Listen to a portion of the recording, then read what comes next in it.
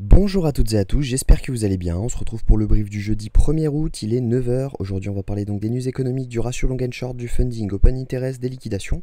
On regardera ce que font les whales en finissant par l'analyse technique de Bitcoin. Mais avant ça on va regarder donc ce qui s'est passé hier. On a eu un joli dump comme prévu, seulement on n'a pas eu le retracement que j'attendais.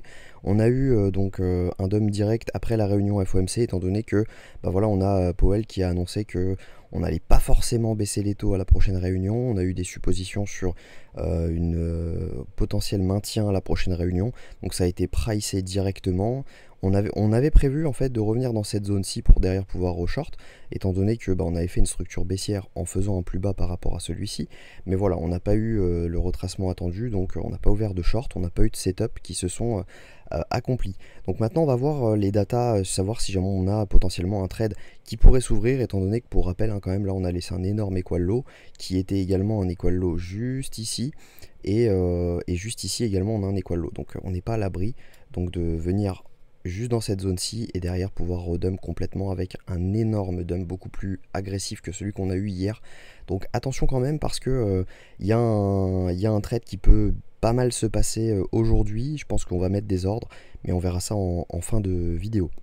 Donc au niveau des datas aujourd'hui, au niveau des news économiques, aujourd'hui on va avoir donc l'inscription au chômage hebdomadaire, on va avoir le PMI manufacturier et l'indice PMI manufacturier à 16h, donc entre 14h30 et 16h ça va bouger plutôt pas mal, mais c'est surtout demain où ça va bouger à 14h30 étant donné qu'on aura le taux de chômage, on a 4,1% attendu, si jamais on a une variation entre les prévisions et la réalité, on pourrait avoir quand même pas mal de mouvements sur les marchés à nouveau. On voit que pour la prochaine réunion FOMC, on a 13,5% de chances que les taux diminuent à la prochaine réunion. Donc on a 86,5% de chances que les taux ne bougent pas. Il y a des chances quand même que voilà, on ait une baisse des taux, mais pour le moment ce n'est pas encore d'actualité. Si jamais on regarde le ratio long and short, on a 70% de long pour 29% pour 30% de short. On a eu énormément de longs qui se sont réouverts encore sur les dernières 24 heures. Si jamais on regarde donc les funding open interest, c'est un peu ce que ça nous dit également. On a eu une hausse donc de l'open interest avec une hausse des funding. Donc ça veut dire que entre 3h55 du matin et maintenant, on n'a que du long qui est en train de s'ouvrir. Donc on a une accumulation de liquidité qui est en train de se faire. Si jamais on regarde juste ici également, on a une hausse de l'open interest avec une hausse des funding. C'est pareil, juste ici on avait du long qui s'est ouvert. On n'a pas eu vraiment de fermeture, même si jamais on en a eu un petit peu. Et également juste ici, on a eu également une hausse de l'open interest avec une hausse des funding. Donc ça veut tout simplement dire que là ici également il y a eu du long. Potentiellement ils se sont fermés sur ce dump-ci. Donc voilà, on a pas mal de liquidation quand même à la baisse. Même si jamais on voit que ici on a eu un tout petit peu de short qui s'est ouvert. On a une micro baisse des funding avec une hausse de l'open interest.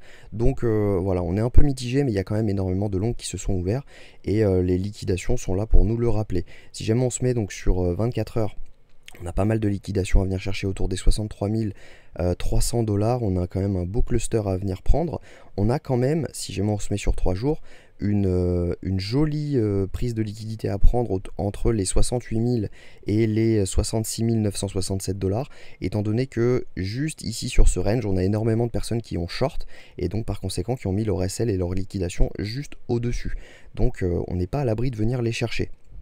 Et derrière, si jamais on regarde donc sur 24 heures, on a des liquidations qui se situent autour donc des 64 700 $. Donc on pourrait très bien mèche dedans pour derrière pouvoir redump. Donc attention quand même à ce mouvement-là. On a des whales qui sont en train actuellement de vendre du Bitcoin. Elles n'en rachètent pas, hein, elles n'ont pas racheté le dip juste ici. C'est vraiment les retails et les micro-whales qu'on fait qu'on a rebondi. Mais voilà, pour le moment, c'est vraiment que les retails qui achètent. Les whales et les micro-whales, elles n'ont pas encore capitulé, elles continuent à vendre, donc attention quand même, on n'est pas à l'abri d'un ultime dump encore.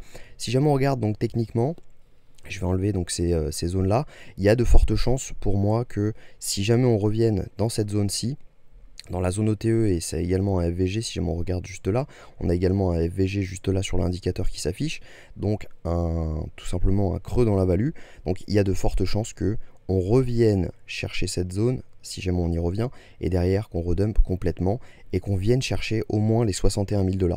Il y a de fortes chances qu'on vienne les chercher dans le week-end, dans la semaine prochaine, parce que voilà, toutes ces liquidités qui traînent ici, et ici elles vont être prises à un moment, et c'est fort probable que au moment où on revient dans cette zone, on dump complètement. Maintenant, c'est pas non plus impossible que on revienne chercher la zone ETE de tout le mouvement, parce que vous l'avez vu, on a quand même énormément de liquidités à venir chercher juste au-dessus de cette zone-ci, autour des 68 000, 69 000 $.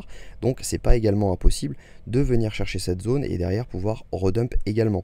Donc moi ce que je vais faire, c'est que je vais mettre un ordre juste ici dans cette zone avec un SL juste ici, et je vais mettre un deuxième ordre dans la zone ETE avec un SL au-dessus de ce plus haut, pour derrière pouvoir tout simplement target les 61 000 $, voire les 60 500 $.